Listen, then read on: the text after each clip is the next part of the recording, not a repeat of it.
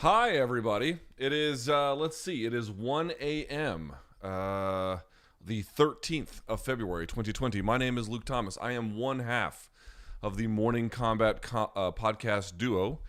Brian Campbell, of course, will be back on Monday's show, but this is my UFC 271 post-fight show. We're going to get to all of the results, all of the analysis as well, and then all of your questions. To get those answered, of course, go to my Twitter at LThomasNews. It's the very last tweet. It's right there. Leave your question in there, and I will get to it here on the program. Yes? So if you're listening on YouTube, please give this a thumbs up. Hit that subscribe button, folks. Help us pull that sled. We need you. That's how you can pay us back. Yes, the ads help, of course, but I don't see any of that money for the ads here on Morning Combat. We need those subscriptions. So please consider subscribing if you haven't. We do Morning Combat 3 times a week, plus this, and a whole lot of other stuff as well. Okay? All right.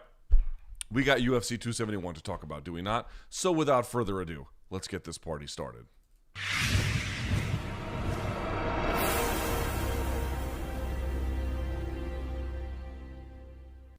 And we're back. If you're listening on podcast, you know the drill. Give us a nice review there as well. Okay, just sort of one real quick, not even a housekeeping note, just a disclaimer that I always want to make sure folks know. I've literally just watched the fight. I know you guys have just watched the fight. We're just absorbing this. Second, third watches, or however many, may elicit different views about what happened in the fight or ultimately how it was scored or not. You may watch it again and decide that however you saw it in real time was exactly the same, but it is at least fair to say that a lot of us, not just for the main event, but for everything else, this is my first response to things that might change over time, including by Monday if I've had a time to watch more tape. That is especially true in terms of getting the technique breakdowns. But okay, let's turn this one off. Let's get to it. Let's start this process, shall we? Okay. Let's see. UFC 271 took place at the... Oh, yeah, and no spoilers. If you don't want spoilers, this is your time to go, right? So I usually say that before I hit the stinger, but either way, I'm going to get to spoilers. Okay, 5, 4, 3, 2, 1.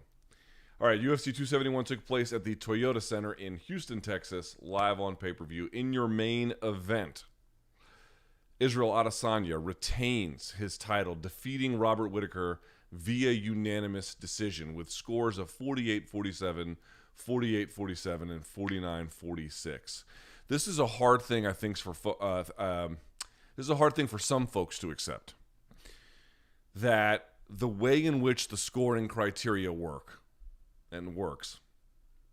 is that in many cases, particularly when you have close fights with multiple rounds, in the case of a 5-round fight, right, 2 more than the ordinary amount, you're going to get not a score that is acceptable, you're going to get a range of scores. And this is, to me, one of the problems with the way in which we do scoring, which is that it's really just a judgment call. And the people that we ask to make those judgment calls, sometimes they're great, sometimes they're not, sometimes they're okay, it's whatever. But they're doing just that. They're making a judgment call, which means it is entirely reasonable in certain circumstances to be able to argue that the person who won the fight should have, either by this score or a pretty comparable one, or in certain cases, it is also acceptable to argue that the other person should have won, and that it's not one or the other, rather it is a range of possibilities, all of which are, if not equally justifiable, within the framework of what we can say are rational interpretations of what happened. With that caveat out of the way, my scorecard was 3-2 for Adesanya. I gave him the first 3 rounds. I realize some of you might not have. I gave him the last 2. 5, to me, was his most emphatic. I think most folks would agree with that.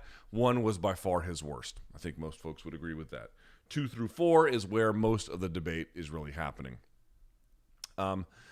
For me, and the reason why I scored it that way, and again, if you scored it 49-46 for Adesanya, that sounds about right to me. I can see a case for giving him the 4th round. And if you scored it 50-45, that would be inexplicable. And if you scored it, 49-46 for Rob, that would also be inexplicable to me, or at least just a very poor card. But a 48-47 for Rob is not out of the realm of possibility. Now, exactly how that might get apportioned is hard to say, but it probably includes some combination of rounds 4 and 5 with either round 2 or round 3. That's how it would kind of go. It would be one of those permutations or the other. I cannot imagine someone giving him, I don't know how. It would be no way to get round 1, right? He got dropped in round 1 and thoroughly, in that round, got thoroughly beaten. Why did I score it for Adesanya? The reason why I scored it for him is, again, if your card differs, that's okay. Within a reasonable framework. For me, first round, obvious. Fifth round, obvious. Let's throw those out. So 2 through 4. I have to pull up the numbers. I don't have them. Obviously, in real time, you don't have the numbers, so I don't know exactly how that all ends up. And I've cautioned folks about this. They'll put numbers on the broadcast. They are routinely wrong. So be careful about putting too much stock into them. Let me pull this up here for just a second. But the answer is basically that I thought he did better damage, right? So the way it would work is octagon control shouldn't play a role, which, by the way, it could have in Texas. It's possible that, remember, I would argue that I don't know how Dominic Reyes loses a fight to John Jones, but for a scoring criteria that rewards forward movement, even when that forward movement is not rewarded by any subsequent offense. I don't like that rule. Most states don't have it anymore. Texas does, although I believe there might have been some development where they're now incorporating some additional set of guidelines. But be that as it may, it could have played a role. But I thought he did overall the better damage. Certainly, this was a much better performance from Rob Whittaker. Now, I thought after the first round, I was like, man, this might even be a worse one. I mean, he started cold, to be clear. And I guess it was, obviously, I don't know if it was that intentional, but it was pretty intentional. Like, obviously, he was trying to kind of disassociate himself from Adesanya as a person. He is merely an opponent. This is merely another fight, just as a matter of routine and order, trying to keep himself calm, trying to keep himself centered, not getting too emotional about it in any one way or the other. Almost like Seneca out there. And it worked, I think, to a large extent because he eventually got warmed up and he got working. They were right that the right hand was taken away by some of the counters that Israel Adesanya was throwing, but what really opened up his offense, we'll talk about in just a sec. I want to finish my scoring thing here, and then we'll talk about the ways in which they fought. But I thought, folks, I never put it out. I can't.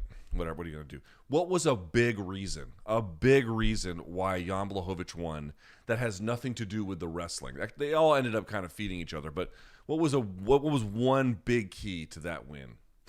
A big key to that win is go back and rewatch it. It's all subtle because you don't really pay attention to it unless you begin to notice some things in the numbers.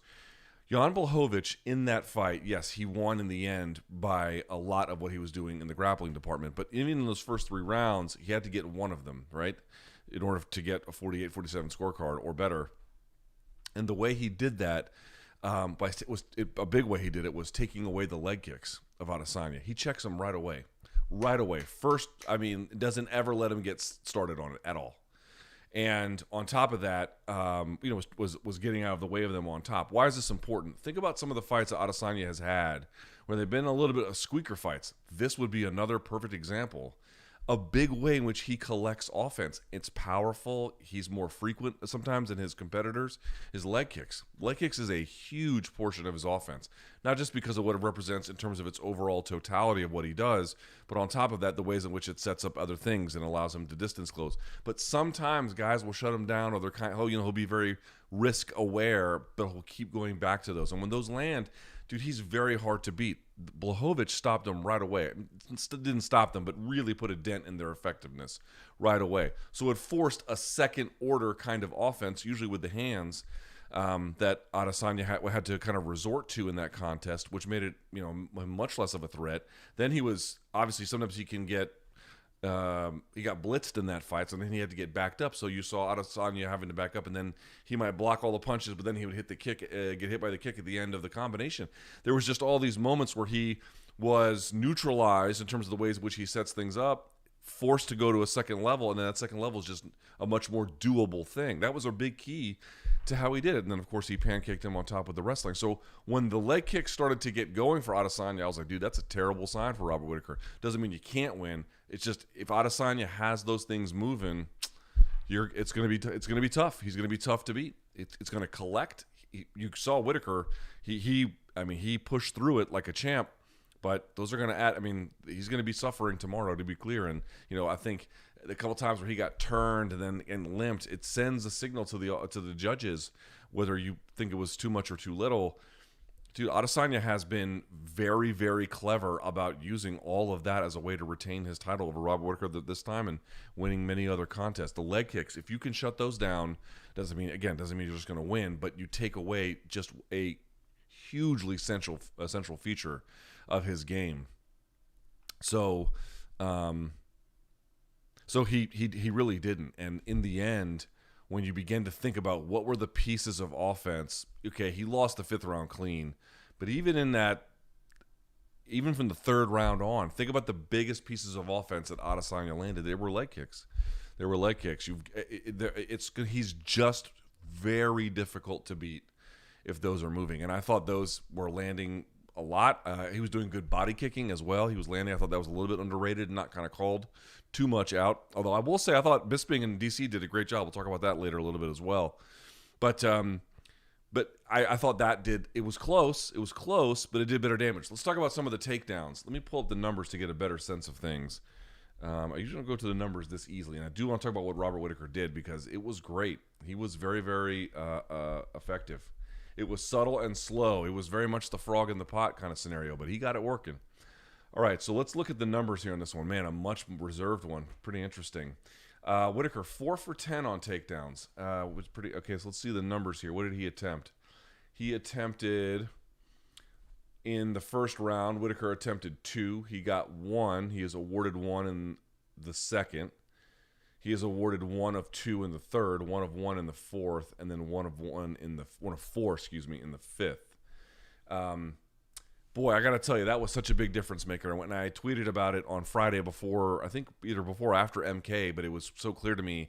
In the first 9 fights of Robert Whittaker's middleweight campaign, he had a total of 5 takedown attempts. So 5 takedown attempts in 9 middleweight fights. That bracketed 9, the 9th of them was the loss to Adesanya. In the 3 subsequent fights to that, so not including this one, so Till, Gastelum, and Cannoneer, he had 22 takedowns, right? Yes, 22 takedowns. So he had, 22 takedowns. So, attempts, excuse me. All of this is our attempts.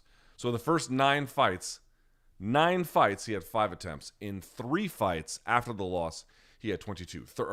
Attempts. 13 attempts against Till, 2 against Cannonier, and 7 against Gastelum, I think is the way that it went.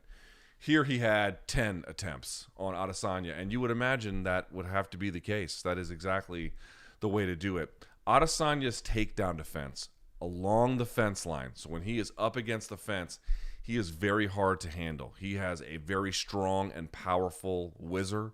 He is good about framing. He's good about pulling people off of his hips and then creating frames. And once he creates frames, he doesn't wait for the referee to intervene. He's good about pulling the head past and then scooting out and around. He's good at it, dude. He's hard. He is a very aggressive, no-nonsense scrambler. The way in which he was able to get some success, which I thought was really interesting, was, and we knew this. It's where Blachowicz, by the way, got him down. Blachowicz had a little bit of trouble against the fence.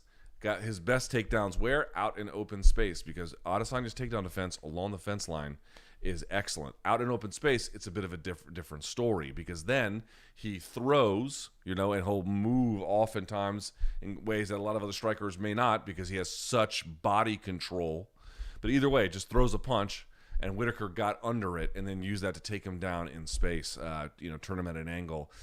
The issue was, and I think this is the part that makes some of those rounds a little bit like, how did you judge him? Some people had it for Whittaker, some people had it for Adesanya.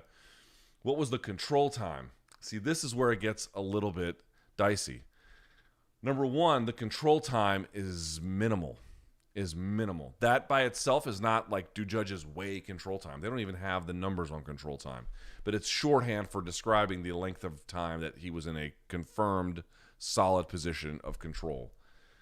In the first round, 0 minutes. Of course, that was a bad round for him. Second round, 52 seconds. That's okay. 30 seconds in the third, that's hardly any. 40 seconds in the fourth, hardly any. Minute 38 in the fifth.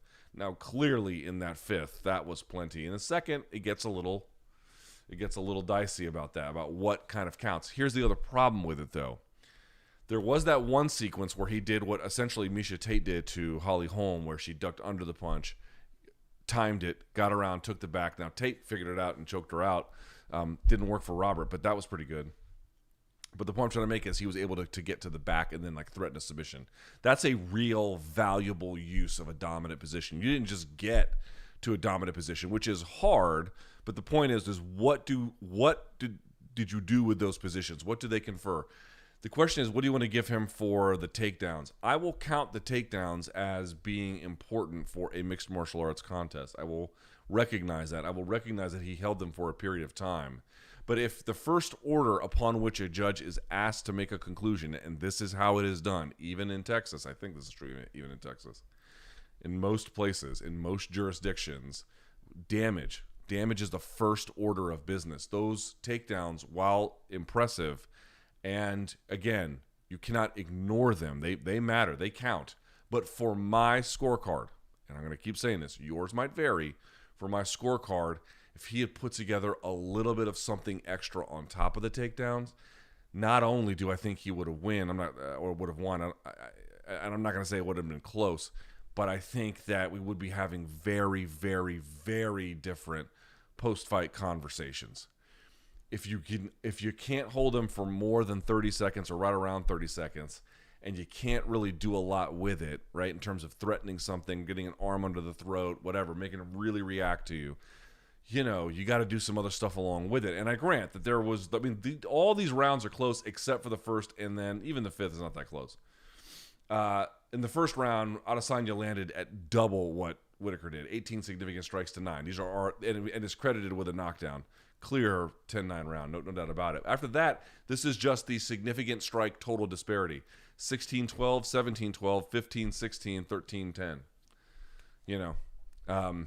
Those are numerical, obviously, rather than qualitative. But you can see there that these are all pretty close rounds. So I can understand why folks would have a little bit of a different consideration about things. Noticing the diversity of Whittaker's offense and noting that it put Adesanya in clear moments where he is strictly on the defense, for 52 seconds, 30 seconds, 40 seconds or more during the course of that round. I respect that and I understand that. I just feel like if he had put a little bit of something else behind it, and again, the choke attempt on the back take, that totally counts.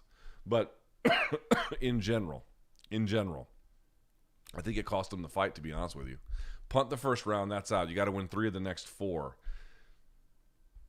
The next 4 were all rounds that I think most observers would say, last 2 rounds, Whittaker rounds, last round for sure, Whittaker rounds. 2 through 4, let's say, are competitive to the point of, difficult to judge is not what I would say. Well, they're not easy to judge either.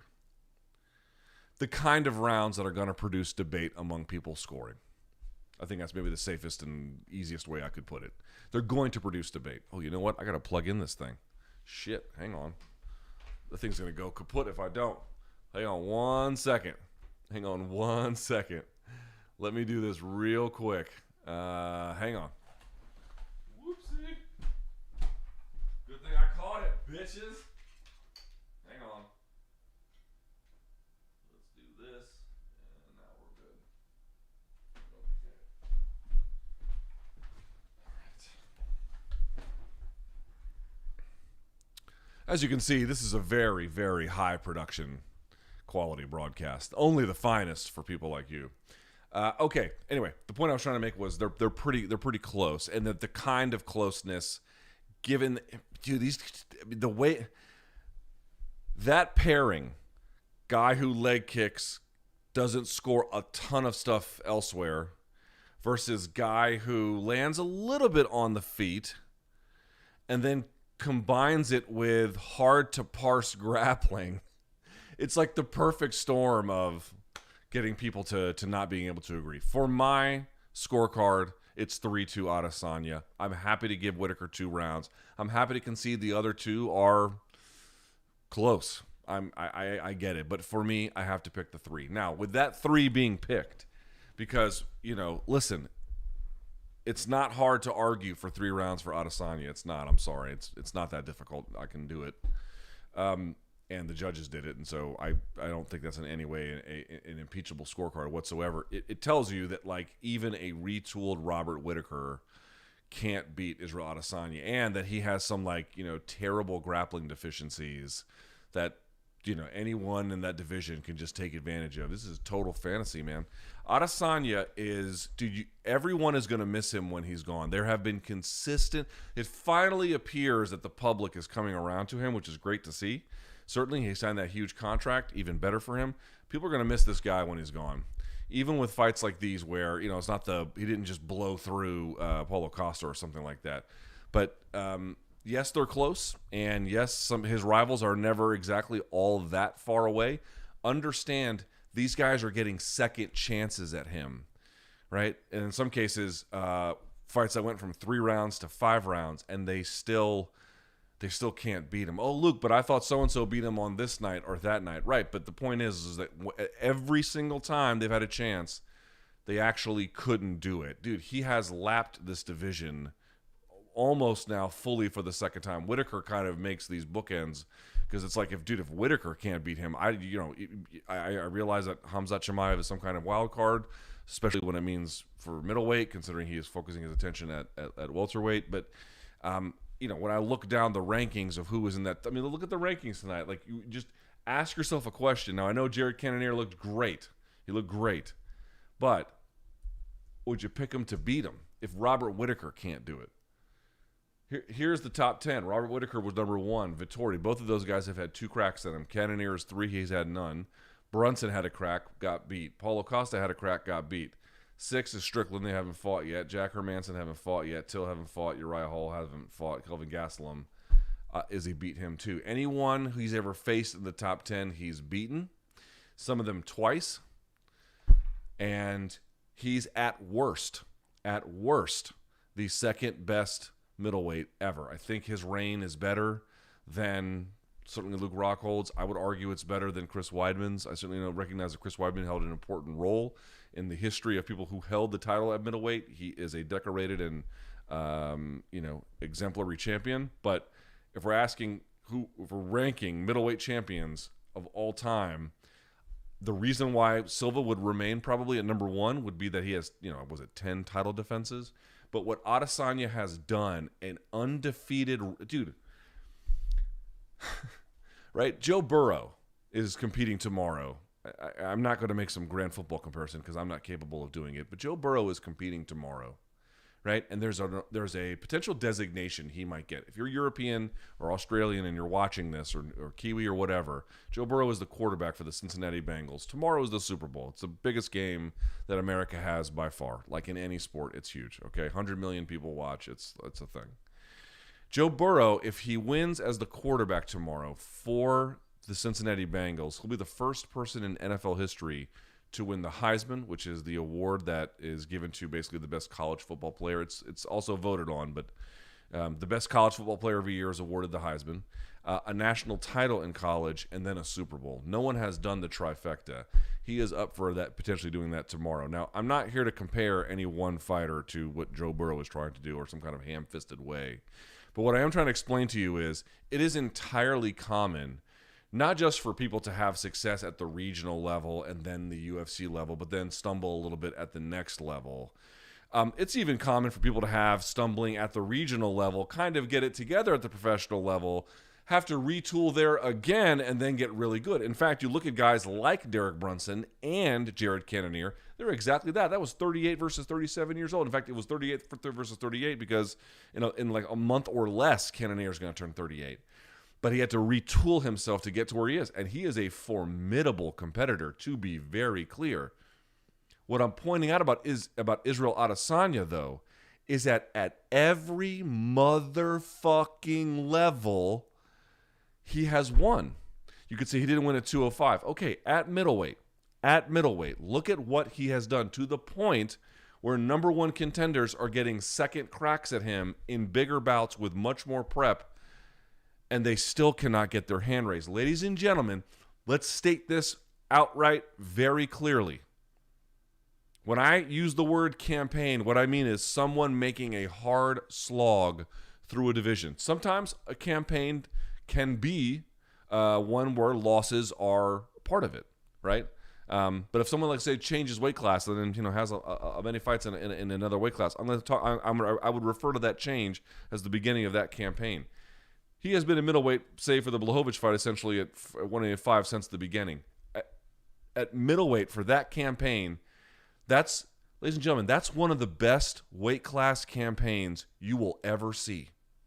It will be very rare that someone has 20 plus fights, and I know Khabib did it. Again, that is easily one of the best weight class campaigns you will ever see. Dude, that's when you put together, wow, who had a run through a weight class? You put Demetrius Johnson's run on the list, you put Anderson Silva's run on the list, you put a couple of the ones that GSP made through, blah blah blah. You add Kamaru Usman, whatever. You add this one to the list.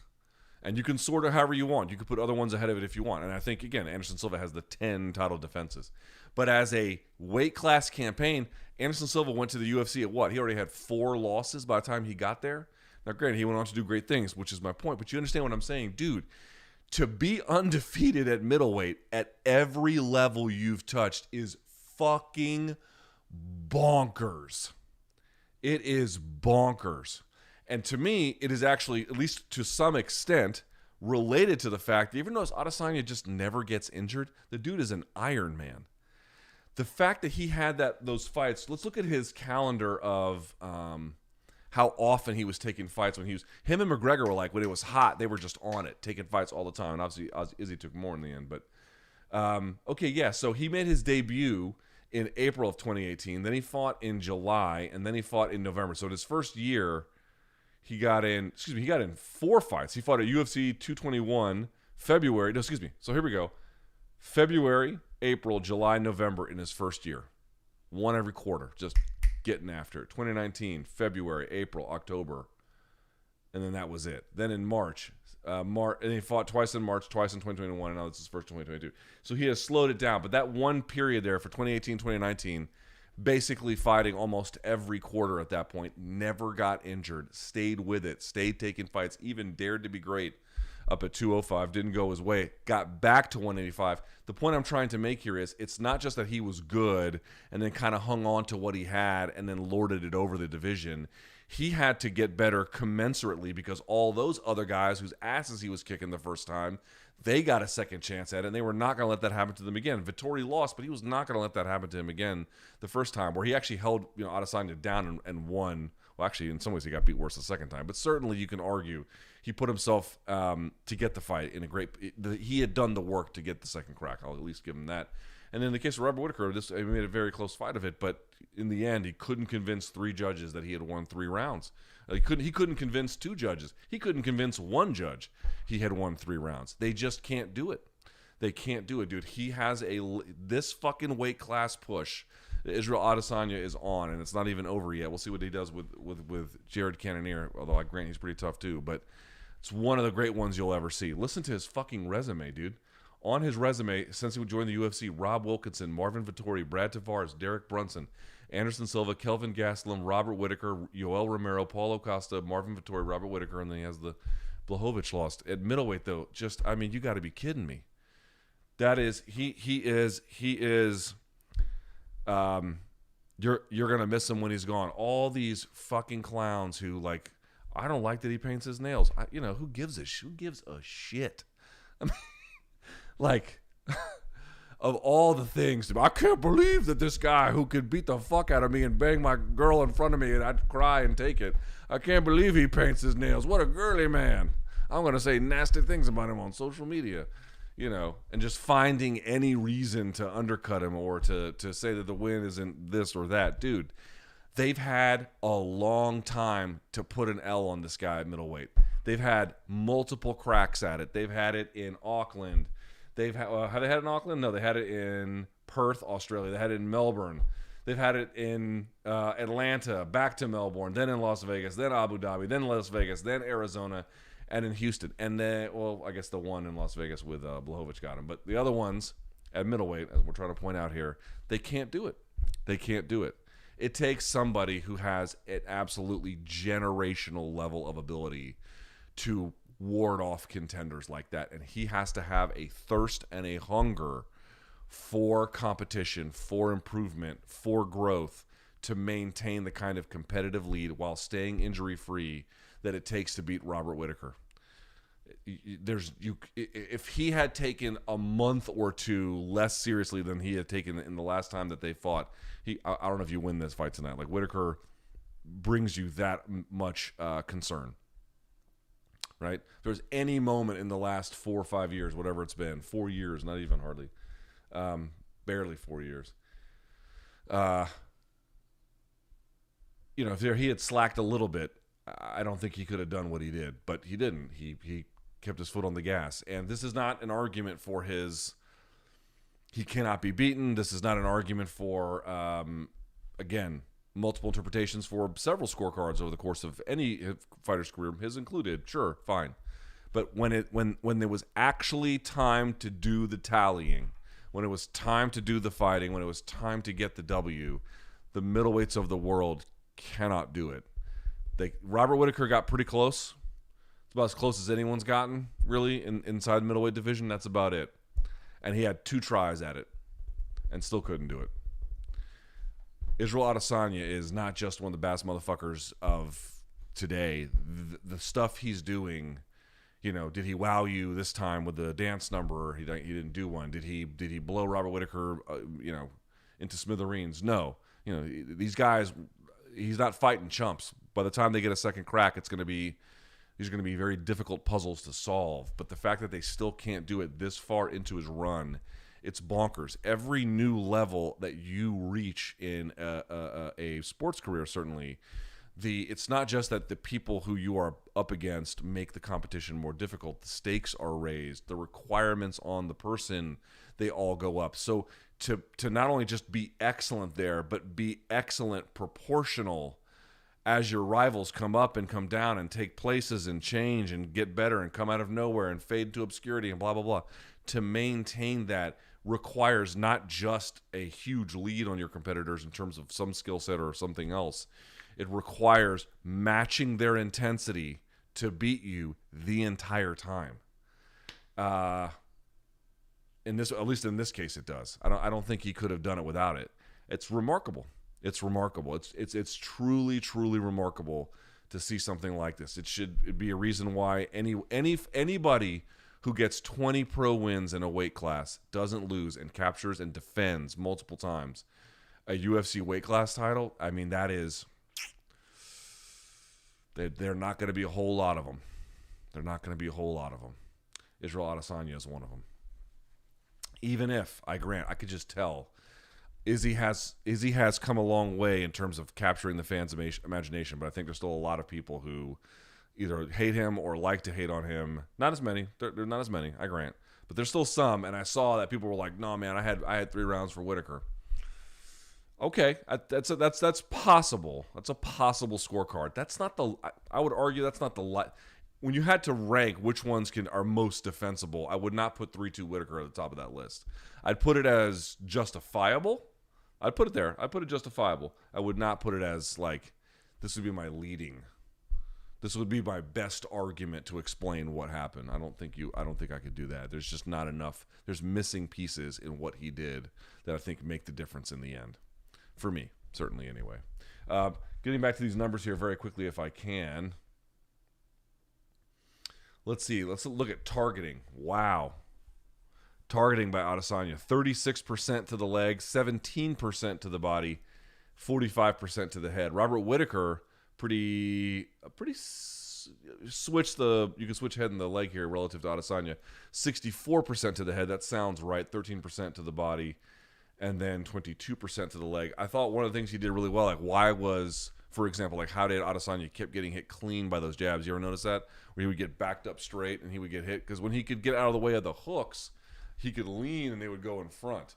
The jab was straight, so he couldn't lean quite as much to get out of the way. But that's not why. It was because it was the takedowns. Robert Whittaker would kind of get low, and you couldn't tell if he was going to reach or come up high. So he would fake it one way and then come over. And then a lot of times they would have great success. I won't say it had Adesanya completely confused, because I thought Adesanya defended 6 of those takedowns. And again, the rest of them, 2 of them were pretty good, really good takedowns in the sense of being able to put a little something behind it. But the rest of them, you just couldn't really do a whole lot with him, dude. It's a very aggressive, no-nonsense scrambler. And it was a deterrent for Whittaker. He had to apportion his offense and really find the right times to do it. Got better as it went along. 5th round clear to him, but interesting just the same. We'll come back to that with any of your questions if you guys have any of them. I'll be happy to take them. Again, if you're watching, thumbs up on the video, hit subscribe. All right, let's talk about the other fight that is highly interesting, co-main event. Tuivasa defeats Derrick Lewis via elbow KO. It's not quite right to say this, but it's basically right to say this. It was a one-hitter quitter from Tuivasa. 140 of the second round. Man. Turn this up a little bit. I know y'all are going to complain about the sound. If I don't, it's probably already too late for that anyway. Boy, Tuivasa has arrived, huh? That was a great performance by him. Really, really, really, really strong stuff from him. Really strong stuff from Derrick Lewis for a time, actually. Derrick Lewis is really clever. They talked about him, the running, jumping, and switch knees, and the jumping, switch high kick. Those are all done very, very in a very calculated manner. The jumping, he did it to Chris Dawkins. He does it to a lot of people. It's to elicit a big defensive reaction, usually to create space, and then he actually just fills it and can retake center. It's oftentimes when he gets pressed backwards, or if it's in the center and he wants to press someone backwards, he does it because he gets a big motion reaction. You see that big-ass man coming out flying in the middle of nowhere throwing kicks, people get the fuck out the way. It's kind of like that. So you saw some of that. You saw some big punches land. I thought the takedowns, the inside trip, and then, dude, he was hammering Tuivasa as he was trying to get up the fence. I couldn't believe Tuivasa's chin. Holy fuck, man. Because you only know doesn't take much from old Derrick Lewis to start sending people to the land of wind and ghosts in a hurry. But he withstood. You know, what was funny to me was this was a really strategic performance by Tuivasa, all the way out, all the way in. You heard the commentators talk about it. Getting double underhooks, driving with his head, kind of working on Derrick, trying to slow him down, survive a first-round storm. I thought he brawled with Lewis somewhat strategically, actually. There wasn't much brawling. I mean, it was pronounced, and we remember that part, but if you look at that as a portion of how much they were doing relative to the rest of the round, not that much. You're like, well, how much could they do? Well, go watch Cyborg versus Melvin Manhoff in Cage Rage, and then I'll answer that question for you. They can fucking brawl as long as the fight is existing, basically. So for them, in this particular case, here Tuivasa and Lewis, they would brawl in short bursts. Tuivasa would brawl just enough to buy himself some space and respect from Derrick to then either get off the fence, reclinch, do it, just get him off. And I thought it worked. And then after that, he was very much about making sure he was mindful of his range, not taking too many punches. He was on the defensive end for a lot of that, but he can brawl. And really what you saw was a demonstrated, like where is he very much better than Derrick Lewis at? Offense in the clinch. Brunson and Jared Cannonier had a similar situation where Brunson was separating on the clinch break, didn't have his hands up, and just gets drilled with a shot. Tuivasa is a little bit different. Man, if you've never wrestled, and I realize that Tuivasa is, he made weight, but he's a guy who's probably been at 300 fairly routinely at the last few years of his life. Or I bet getting up there is not all that unheard of for him at a bare minimum. And if you've never wrestled another 300-pound guy, I always got paired with the 300-pound guys because I'm not 300 pounds, but I'm the closest thing, mid to high 200s. And it fucking sucks, man. It sucks trying to wrestle those dudes because, what's kind of funny is if they catch you right, sometimes they can just push you and then they can keep pushing you. And if they push you like in a certain moments where you can never quite get your footing, they can just back you up all the way to the wall. Like Tuivasa can do that with guys. He can kind of like get the lean on them where, it's not really a tug of war or a push of war. He'll catch him on the back foot and then just kind of keep pushing him backwards a little bit. And he has stopped people with that very technique before, the exact technique where he just kind of runs them into the fence and then almost ricochets them off the fence to catch the elbow over the top. when they ricochet off the fence, or at a bare minimum, giving them no place to ricochet to when their head hits. So there is a greater absorption within the body of the damage of the blow. He got hit with that elbow, and you can see Derrick Lewis's eyes go like that, I think entirely in an involuntary way. He got hit with a fucking hammer of Thor. That was Mjolnir, like, Vision picked it up and cracked him with it. I mean, that was a heavy shot he got hit with, and his body just kind of reacted. And it was actually an elbow in the clinch before that as well that had done good work. To me, the lesson of that is, yes, Tuivasa did brawl a little bit, but I thought he used it sparingly. Not only did he use it sparingly, to my mind, he used it at least somewhat strategically. Beyond that, he had a larger strategic purpose that was slow to materialize, but once he was able to get Derrick Lewis in closer range, he wasn't kind of fighting or circling on the outside. He had him in a space that, A, he's comfortable in, and B, I think Derrick Lewis is at least a little bit more limited in. I think it's fair to say. And he made really strong work with it. He had to endure. He did lean on natural strength and ability. And when I say strength, I don't just mean physical strength, but I mean, that he has a ridiculous chin. He did have to lean on that at times. Lewis was doing good work at times. Dude, Lewis sets traps. Lewis manipulates his opponents. He's very good at waiting for the right moment and then really kind of overtaking them. And he picks his spots in rounds, and he knows where he's good and he knows where he's bad. To see the wrinkles of the wrestling, especially after Big Francis did it, happy to see it, man. It's great. What a phenomenal thing from Derrick Lewis. But Tai Tuivasa, to me, was showing that it wasn't just that he was trying to work a strategic game plan, then sometimes brawled. I think it was all part of a larger process for him, part of a transition generally, but staying true to who you are when it's valuable, and then staying true to who you want to be when it's necessary. Right? I think that those were some of the trade-offs that he was making there. I do want to say something though. I feel so, and I mean this genuinely, I feel really bad for Derrick Lewis. And the reason why is, you feel bad for any fighter who loses, particularly when it's a one-punch KO or a one-shot KO. Because, listen, man, they make themselves vulnerable to the world. It's hard on them to lose like that. But on top of that, for a guy like Derrick Lewis, I mean, let's see. Now, he has fought in Houston with the UFC, and he won. UFC 192, he won that contest. So that's nice. And he fought for them for Legacy, and he won that one. But subsequent to the Victor Pesta fight, he fought in Austin, and he lost that one. He fought in Houston against Blagoy, and he did win. Against Latifi. He did win that. And then he got the Tai Tuivasa one. But he did. So what were they talking about? Well, I was still going to say, has to suck losing in your hometown. I thought for some reason he had two. Oh, no. What am I saying? The Cyril Gane one. Sorry. He had the Cyril Gane one. Sorry. The Ilir Latifi was Houston as well. But then he had another one in Houston. Cyril Gane, he lost. And then the other one, Tuivasa. I was just going to say this. He does have some wins in Houston. Legacy wins, some UFC wins. But his bigger fights he's lost there. And I'll just say this. Never lose sight of the fact that a lot of MMA fighters actually don't get to fight in their hometown. I know that sounds kind of crazy, but it really is true.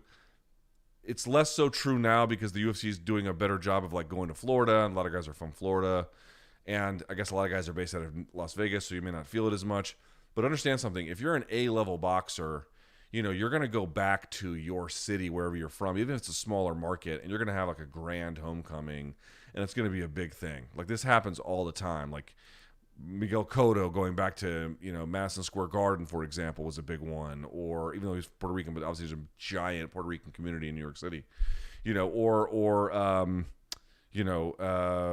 Lamont Peterson back to D.C. or Tank Davis back to Baltimore. These are all the big ones. What they do this, and it's always this big grand thing.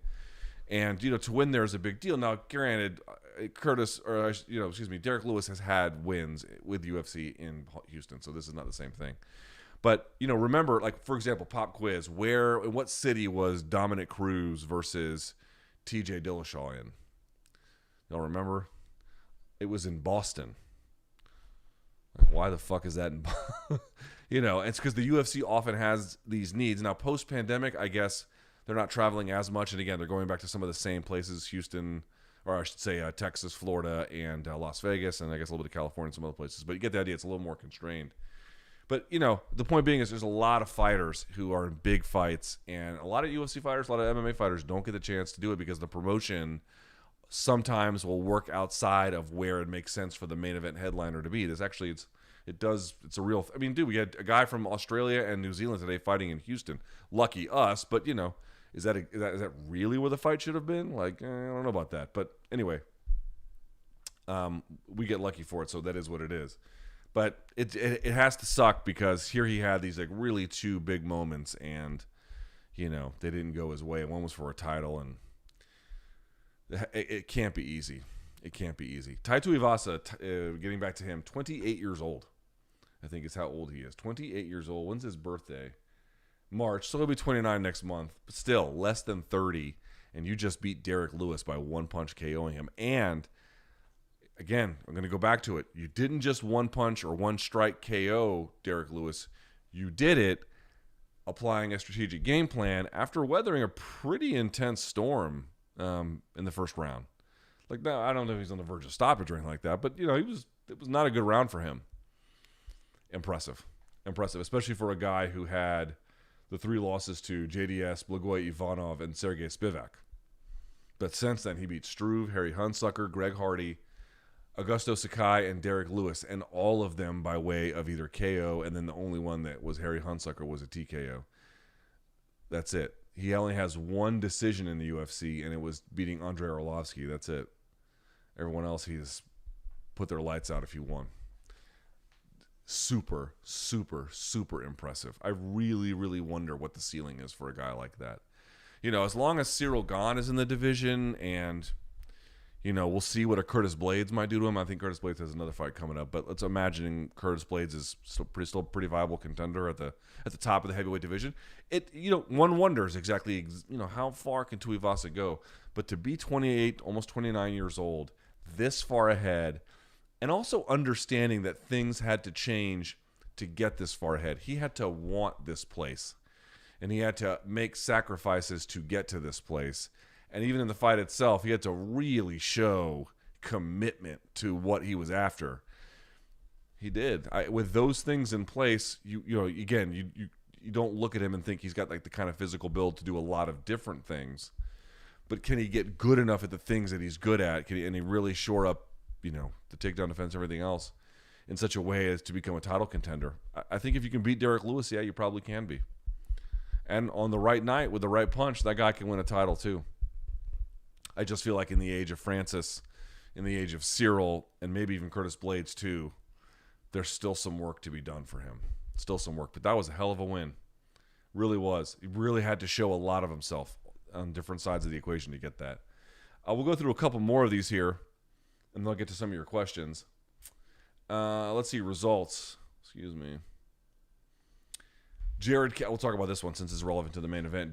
Cannoneer defeating Derrick Brunson, 4:29 of the second round with elbows. Derrick Brunson looked awesome in the first round. Let me get the numbers for that one. I would love to see that. Derrick Brunson was on his way. He was on his way. Derrick Brunson is credited with a knockdown that he scored in the first round.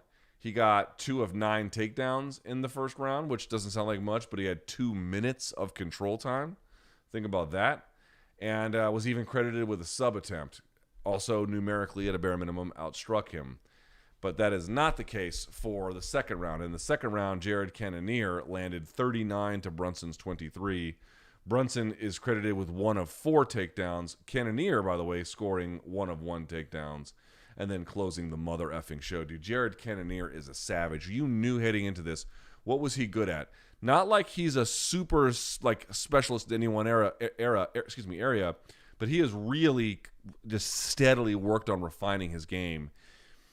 And the weight class change has turned him into a physical beast. He is a physical fighter at 185. At the middleweight division, he can move guys around. I actually thought that Brunson was the better wrestler and maybe even a little bit stronger.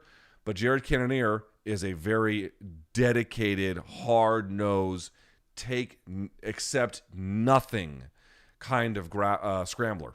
When he scrambles, man, he is breaking your wrists apart. He is breaking your hands apart. He's controlling your wrists.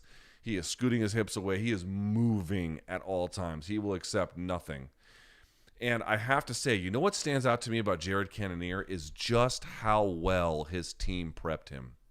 There were so many scenarios that he found himself in where you could tell he was executing the framing sequence, the footwork sequence, the head placement, and what, like, if they were going to break apart, what he was going to throw and when he was going to throw it, or what he was going to do, how he was going to maneuver. Not just for those scenarios, a million other ones. They had clearly rehearsed with him. You're going to find yourself in a lot of these scenarios because, I wouldn't call Derrick Brunson one note, but I would call him predominant strength. I think it's very fair. And much of the game plan is going to revolve around that. So you can be, like, with Robert Whittaker, you have some sense of what scenarios you're going to be in. But with Derrick Brunson, you have a very clear sense of what scenarios you're probably going to be in. Brunson doing a good job of diversifying some of the takedown attempts he was trying, chaining them together, and then going with the high ankle to really secure it. A lot of times you can dump them you can run the pipe, so you're twisting them in a circle. You're blocking one side. You're driving your weight over the top of their leg to turn them and drop them to the hip. Everything's pushing down a little bit. The double you can pick up and turn.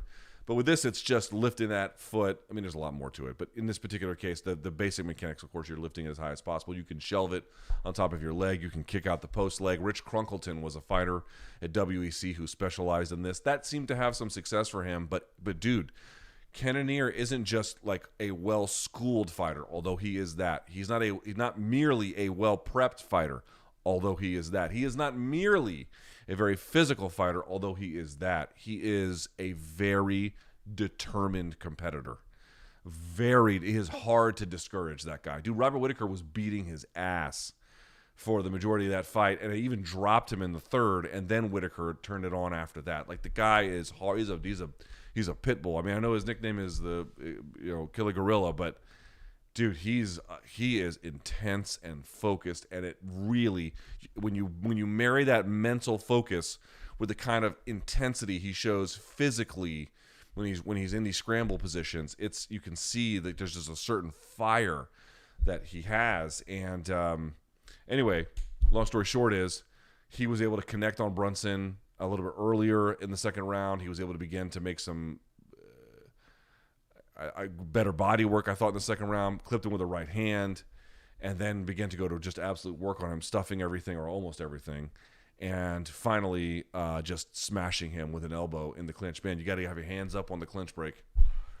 Got to have your hands up on the clinch break, or people like Jared Cannonier are gonna just know you can't make mistakes like that, against Jared Cannonier. It doesn't work. Trevor Whitman talks about it all the time. What separates these guys? Dude, Derrick Brunson's super talented.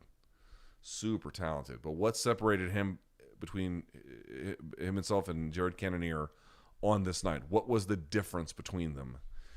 In one major respect, certainly more complicated than this, but in a major respect in that position, Derrick Brunson made a huge mistake.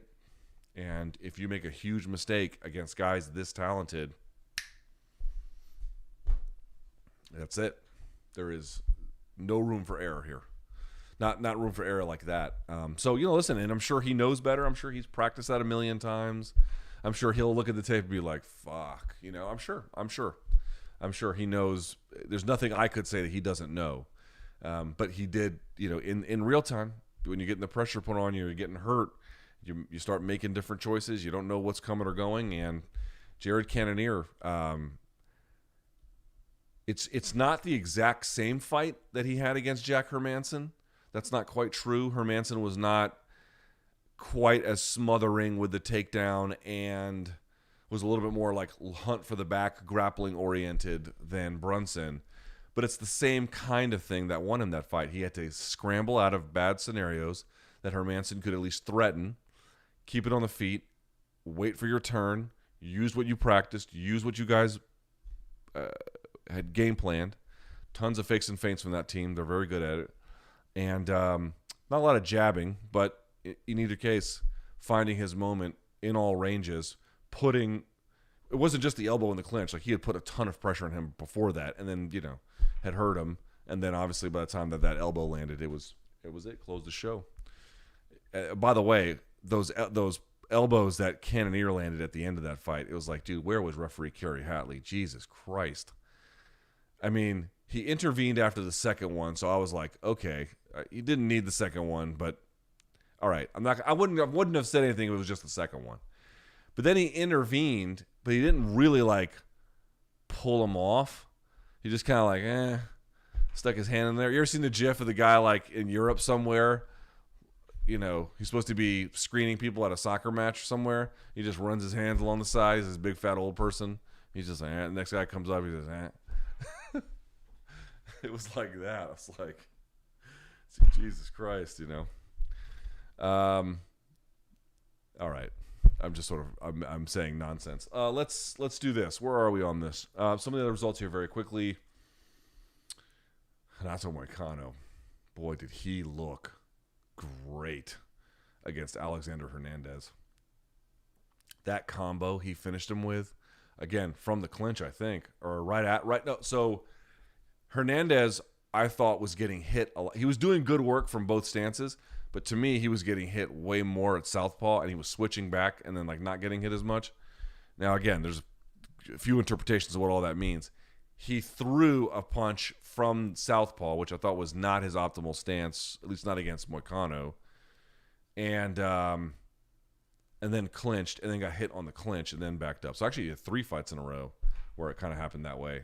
But in any case, Moicano's boxing finishes him off with this devastating combo, and then takes his back and elicits the tap, I thought, almost immediately. What a performance from Renato Moicano. His best win at lightweight. And I always talk about it. That guy was giving Brian Ortega... T-City pulled out the magic in the end because he's Brian Ortega and he does stuff like that. But prior to that, Moicano was giving him the business. And he's, he had to work some things out, but he's talented. Bobby Green defeating Nasrat Haqparast. Green was looking like a Diaz brother out there. The fans love him. Thank God. John Anik calling for, I think quite rightly, calling for a fight night where Bobby Green gets to headline. I agree. Let's all get on the Bobby Green should headline a fight night card bandwagon. If we can agree on nothing else tonight, certainly we can agree with that. And then I thought Haqparast was just a little bit overwhelmed. That was just too tall of a task, quite frankly. All right, let's see what you guys have for questions, and then we'll get to them.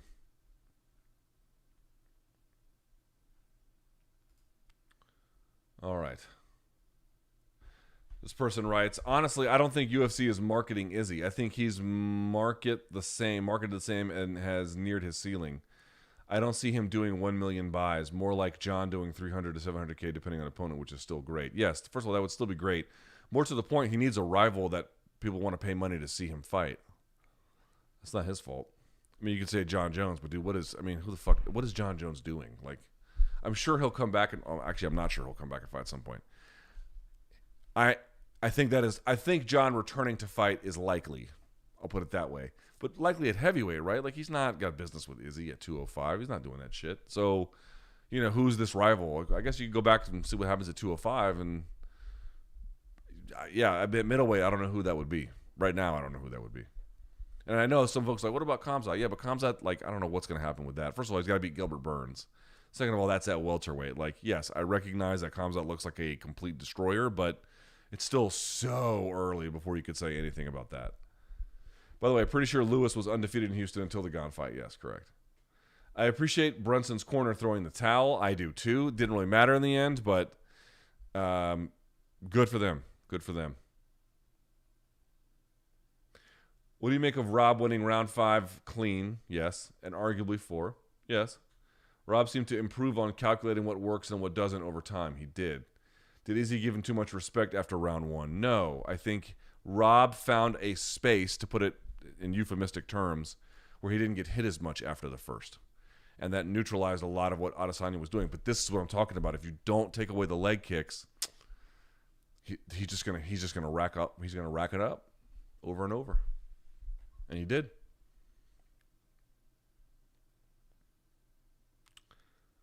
The initial urgency Izzy uses to get up or good positioning when he gets taken down is special. Makes him near unbeatable, and wonder if it's the coaching or his individual will.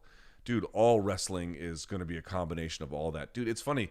You hear it more in wrestling, and then they try to apply it to life, and it doesn't work in life this way. But because it's far too simplistic, but it does work in wrestling this way, and certainly it can be a valuable way to get intensity when you need it in life. But you'll hear it from coaches who wants it more. Dude, sometimes at the end of wrestling practice or a match, there are two guys who are asked to square off, and you have to go, and you're basically equal, and you both are more or less as tired. You're both about the same size. It really just comes down to, do you have a will inside of you to put it on this person in front of you? Do you have it in you?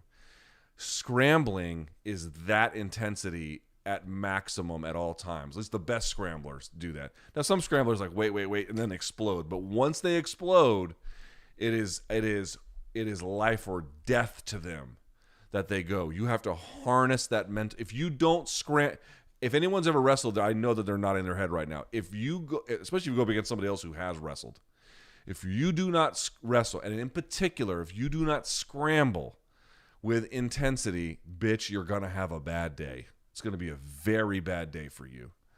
You have to do it with maximum intensity. Now, again, more strategic wrestling means you have to pick your spots. But even then, when they go, they go. So, yes, it is, of course, I know those guys. Shouts to the Hickman brothers over, I think it's Bang Tao was their new gym. I know they've worked with the Hickman brothers. I think that's shown. They've got other coaches I'm sure they worked with in New Zealand. Everyone who's played a role has done a phenomenal job, not just for Izzy defensively, for Rob offensively. Dude, Rob's takedowns are great. He got 4 of them. It's pretty good. That's pretty good.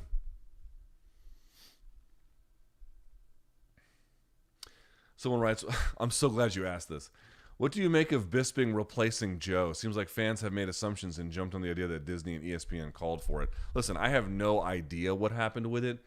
Let me say something first. I literally got on. I was at a kids' party today, and I came home and I had missed the first fight, but I had turned it on by the second one, and I'm listening to Bisping because I was like, oh yeah, Bisping's commentating today. I was like, wow, he's doing a really good job, and I tweeted it, and it turned into some controversial tweet.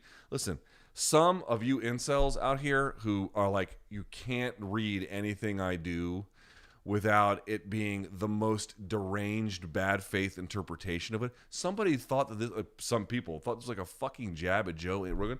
How the fuck would that be? Some of you motherfuckers need to touch grass. I mean, you are in desperate need of the touch of a sexual partner and a little bit of grass underneath your feet. Like, you desperate need of it. Literally could not have been a more harmless, frankly innocuous tweet. What's that mean about Joe? It doesn't mean anything. He's coming back next event. Like, it was, I have no fucking idea why he's gone. He's back the next one. Mike did a great job. Can we all cool down, please? Okay. Thank you. Number one. That aside, I will say this. This is a hypothesis about which I have zero evidence, nor am I making any kind of evidentiary claim. If you're asking me why he was off the broadcast, I think it screams Disney making a phone call. I don't know if it had anything to do with their fallout with Gina Carano and what that told them about the MMA community, because I think even inside the MMA community, Gina Carano has a lot of support. But I know some of you don't want to hear this, but there's a lot of views that are mainstream in MMA that are completely fucking batshit to wider society. And I think what basically, I don't know if it had anything to do with Gina or not. Point being is, listen, Joe is on his own platform and doing his own thing, and it's enormously successful, but it carries with its own share of problems. I think Disney wants to keep distance between that. I think Disney wants whatever problems that Joe might be encountering to remain that way for him. Not that they want his problems to remain, but they don't want it to bleed over into them. And in a month from now, like most scandals, no one's going to care about this anymore.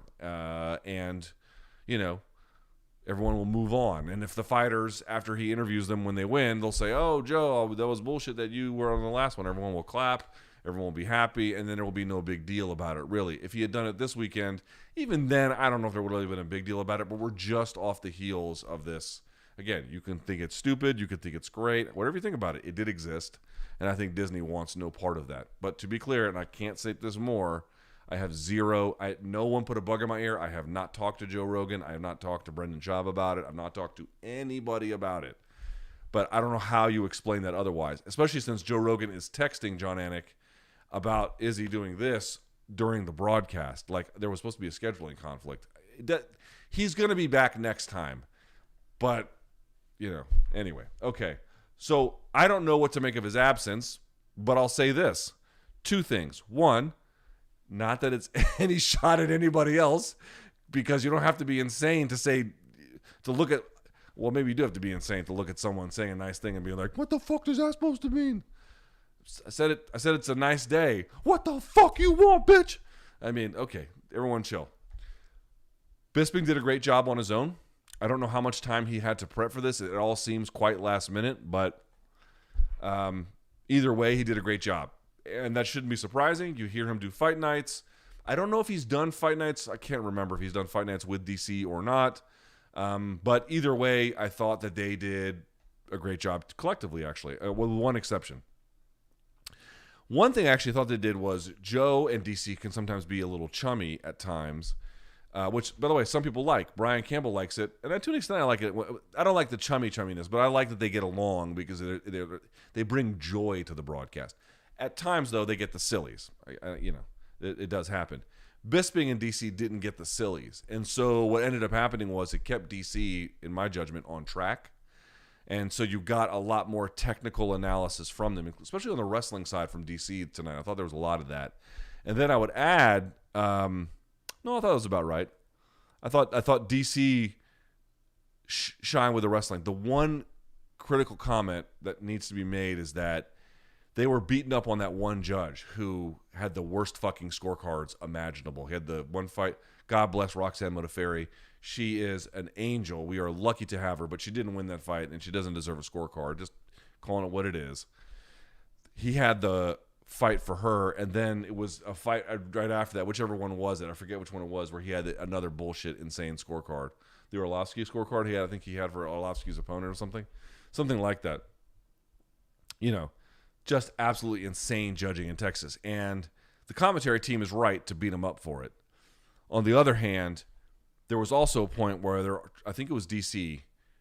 If I'm wrong, you can kill me for it, but I'm not trying to be wrong. I do think there was one point where DC was saying, not Michael. Michael did a pretty good job of it, but DC was saying that what may have won this round was, I think it was either forward progression or octagon control is what he said, was octagon control. Folks, in the scoring criteria, octagon control doesn't show up unless a bunch of other shit is completely equal.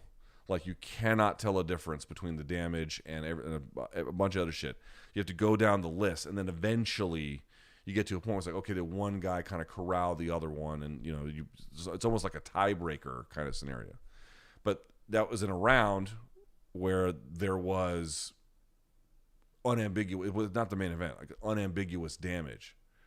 So it's like, if you're going to kill the judges rightly for getting insanely wrong scoring cards, if you're going to tell the audience about what matters for scoring, you have to be up to date on what the best practices are and what judges are using in modern MMA and what they're told to use by commissions in writing in the bylaws.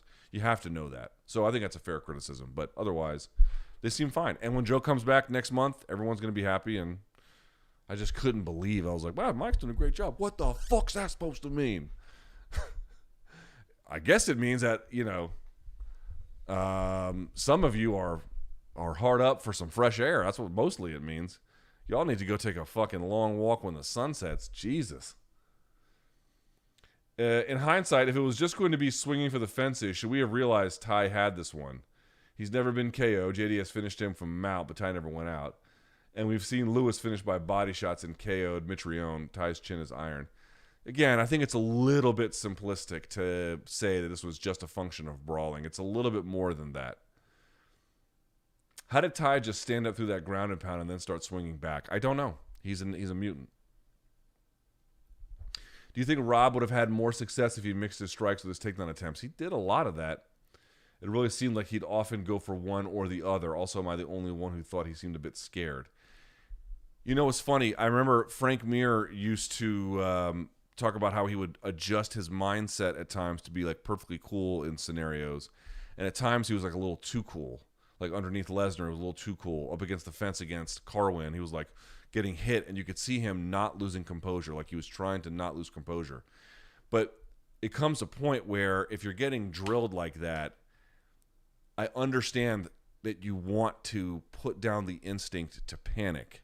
Of course, what good would that do anybody? However, your body giving you some kind of natural reaction, it shouldn't precipitate panic, but it should precipitate urgency. And I did feel like there wasn't, again, could have been a little bit more urgency in Rob's game, I thought, if he really wanted to make a strong case for himself. Does Izzy giving up his back worry you? If Rob had gotten really close with the choke attempt, I'd be a little bit more open to the idea that he's got some deficiency there, and I'm sure, again, he's never going to be as good in grappling as he is on the feet. But no, I don't think that's some kind of like dramatic weakness or something. If Izzy successfully defends against Cannonier this summer, do you think his time at 185 is coming to a close? What would there be left to do? Dude, can you imagine how fucking good you got to be to like we can't find dudes to fight you who we even think have a shot, right? After you beat Whittaker. Obviously Whittaker is more or less on the level, but everybody else, it's like, dude, they're not. Again, that's the other part. Take out Whittaker. Which of the other ones are all that close? Like, dude, you're gonna miss him when he's gone. I'm telling you, you're gonna miss him when he's gone. What's Tuivasa's ceiling again? I'm not quite sure. This fight reminded me of Dillashaw versus Sandhagen in terms of who it rewarded more exchanges. I'm torn either way, 48-47. I like the interpretation of whoever judges the fight as long as we can hear the judges' criteria. Do you think there's a chance of judges chiming in post-fight? Nope, and the commission will protect them too. Commission's never going to make them talk to the media. Fucking sucks.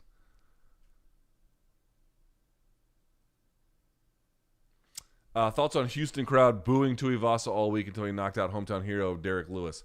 Seems like MMA fans are only loyal to their own bloodlust. No, I didn't read it that way. I read it more like they were being good sports about a guy who wasn't their guy, but was like in spirit kind of their guy.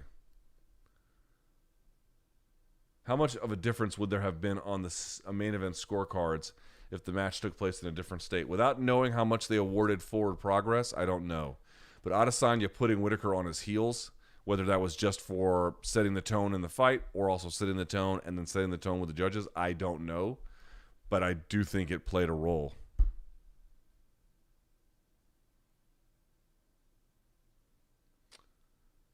Didn't seem like a lot of Izzy's strikes actually landed. Izzy's body posture was better, and Rob always looked skittish but seemed more effective. He was more effective with his punches, for sure. More effective with his punches. I would agree with that. Mm-hmm. But I would not agree that he didn't numerically outland him. And again, this we have no way to know, but from a subjective standpoint, I thought Izzy did, again, 3 rounds to 2, better damage.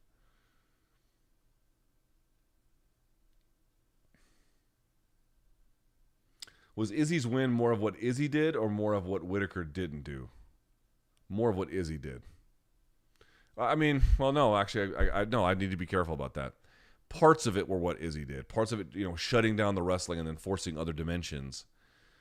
But at the same time, Whittaker, calibrating his approach the way that he did, maybe a little bit too over-calibrated. So a little bit of column A, column B. It's never one or the other. It really isn't, especially at this level. Did it seem like Rob had hesitancy at every level, including his grappling, to avoid risking a repeat of the first fight? Yeah, a little bit, sure. Do you feel like the contender has to be more aggressive in order to win? Not by my scorecard. But are you asking me, does that happen in the real world? I'm sure that it does. With Izzy now defeating Whittaker, the only clear contender is Cannoneer. There's many reasons he should move up in weight class, but do you think UFC would prefer to keep him at middleweight? No, I think he's going to move up. I really don't think he's going to stick around 185. I think, dude, one of the most baller things think about this for a second. GSP did this, right? Not the only one to do it. Other ones have done it, but it's rare. Okay, even the great Anderson Silva couldn't do this, right? Didn't happen for him. Do you understand what a bad motherfucker you have to be like, well, I've been here for years. A bunch of you had a chance at beating me. Some of you a couple times. And you couldn't do it. I have beaten anyone that matters. I'm going to go and do something else with my life. Have a great day.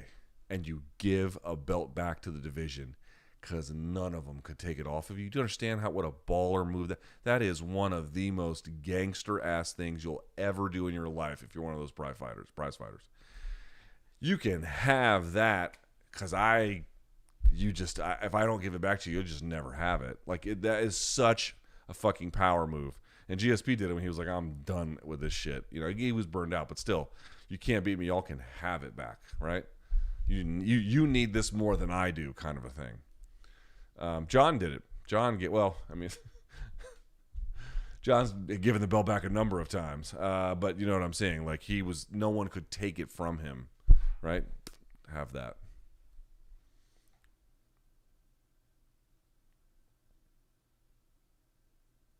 Someone says, I honestly had it 3 rounds to 2 for Izzy, but I could see how round 3 could have gone either way. Yeah, that seems reasonable. Well, again, a lot of questions about the ceiling for Tai Tuivasa. Honestly, I really think it's going to be commensurate with his ability to win. If this is the limit, right, where he can't beat Blades, or he can't beat Gon, or he can't beat Ngannou, then what's his limit? You know, higher than what it is today in terms of popular appeal, but not much higher.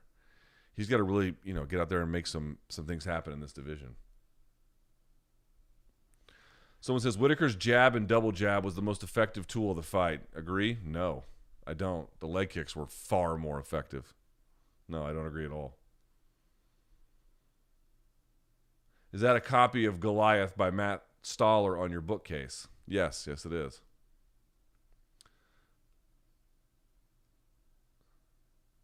Well, Izzy is without question an extreme talent. The more I see him, the more I feel like a prime Silva is the best middleweight MMA has ever seen. Is recency bias clouding Anderson's amazing legacy? Anderson had, his own share of highlight reels. To me, the only real difference is, Anderson had a totally different career than Israel Adesanya. He wasn't in the UFC until his 30s. And again, I think he had lost 4 or even 5 fights or whatever it was before he even got to the UFC. I mean, he had a completely different record, and he's still competing higher in his 40s and blah, blah, blah. It's just totally different. But that run of title defenses for me is the one thing that he's got over Adesanya. But I got to tell you, I'm not sure what Adesanya is supposed to do at this point. Again, Cannoneer deserved it. I take Cannoneer seriously. I guarantee you Adesanya and his team take Cannoneer seriously. Cannoneer is a real threat. He absolutely is. But I would expect Adesanya to win that. And if he wins that, you're like, what do you want to do? Back in the day, it didn't matter. You would just kind of keep staying there and whatever. But Cannoneer can change things. But if Cannoneer's not the guy, then there probably is no guy. And what would it mean for Adesanya to have fewer title defenses, but to go undefeated 100% in that division and just move on to the next one? At that point, you would have to have a different conversation. So we'll see how things go. He still has to beat Cannoneer. We'll see how it goes. Thoughts on your co-host scoring at 48-47 for Whittaker? So Brian, I did not know that. So Brian scored at 48-47 for Whittaker. Well, again, 2 rounds to Whittaker. Not hard at all for me to see. Round 5 and round 4. So the question is, could you see one more round? As we've been over, I don't see it that way, but I could understand how someone would. You would probably accuse me of having an Adesanya bias. I think you could credibly accuse BC of having a Whittaker bias, but I understand why he might come to that position. I think he's wrong, but I don't think that that's a irrational scorecard. I understand that. Chimaev beats Izzy. He could, but again, dude, the thing is like there's that's an interesting one. And what would happen if Kamaru went up? The thing is, like, maybe that's what the UFC tries to do now. They try to find some price point where they can make that fight happen. I don't know if they will or not. But if that's not on the table and Chimaev's busy at welterweight, then these questions are irrelevant,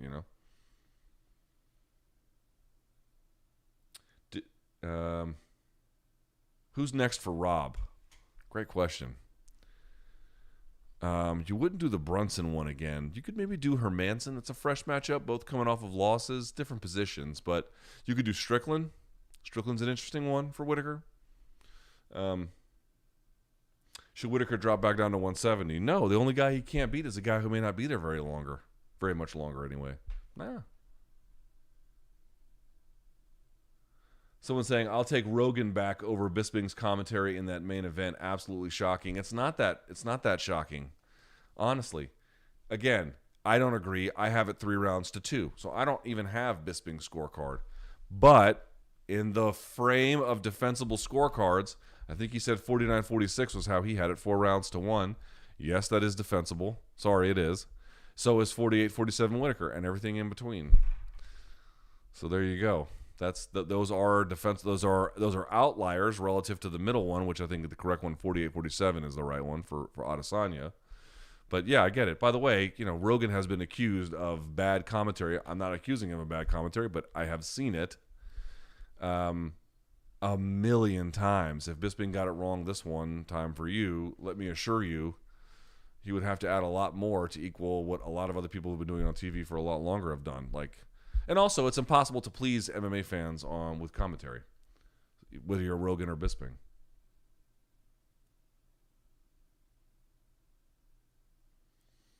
Someone says Rob versus Marvin now. Yeah, you could do that one too. It's a great one. If Yuri wins and Izzy moves up, how do you feel about that chaos? The thing is, the size of those guys at 205. That's the thing that's going to give you pause. The size is really hard for him to deal with, I think. He's added a lot of muscle. He is much bigger now, but I don't know. Are there any less biased commentators in the UFC? Guys, dude, every fight night on my timeline, from what I'm seeing from everybody else, people kill Rogan every time. Like, are y'all's timelines full of praise for forget even Rogan, maybe not John Anik, but my timeline, okay, with the exception of John Anik, everyone is killing all the commentators every time. Like, where does this come from? We're like, tonight was one way or the other. They get murdered every time. All right, I got to go do something else, but, go to bed. What do we got here? Is he too strong for 185ers? Yep. Pereira or Chimaev being in contention. Dude, Pereira's got a long way to go.